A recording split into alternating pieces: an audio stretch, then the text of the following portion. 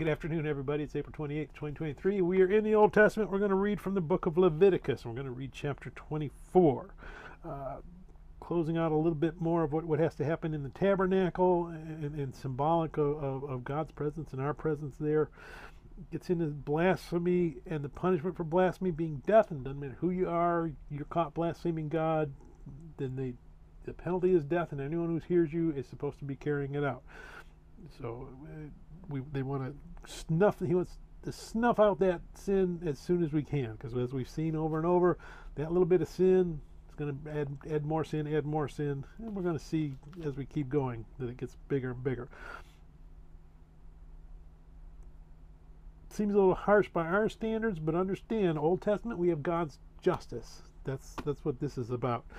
You do this, this is the punishment. You do this, this is the punishment. Doesn't matter who you are, doesn't matter what your circumstances are, crime, punishment, all playing by the same rules. That's justice. Mercy doesn't get added in until you have Christ making his sacrifice. Then we start to have mercy on it. But in the Old Testament, it's all about God's justice, and that's why we're reading it. Because if it wasn't for Christ, the penalty for our sins is death and going to hell. That's it. Boom. Just like it was in the Old Testament. But whereas the Old Testament, they had to hang on to that promise that something was going to come and give them mercy. We've already seen it. It was Jesus. He came. He died on the cross. He gave us his mercy. And now we live slightly different than they did in the Old Testament with relation to sin. So I hope that makes sense. And we'll see more of that as we keep reading in the Old Testament. So let's go ahead and we're going to read Leviticus chapter 24. Then the Lord spoke to Moses, saying, "Command the children of Israel that they bring to you pure oil of pressed olives for the light, to make the lamps burn continually. Outside the veil of the testimony in the tabernacle of meeting, Aaron shall be in charge of it from evening until morning before the Lord continually. It shall be a statute forever in your generations. He shall be in charge of the lamps on the pure gold lampstand before the Lord continually. And you shall take fine flour and bake 12 cakes with it. 2/10 of an ephah shall be in each cake. You shall set them in 2 rows, 6 in a row, on the pure gold table before the Lord. And you shall put pure frankincense on each row, that it may be on the bread for a memorial, an offering made by fire to the Lord. Every Sabbath he shall set it in the order before the Lord continually, being taken from the children of Israel by an everlasting covenant.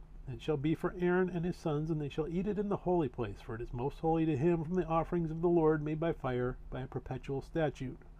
Now the son of an Israelite woman, whose father was an Egyptian, went out among the children of Israel, and his Israelite woman's son and a man of Israel fought each other in the camp. And the Israelite woman's son blasphemed the name of the Lord and cursed. And so they brought him to Moses. His mother's name was Shelomith, the daughter of Dibra, of the tribe of Dan.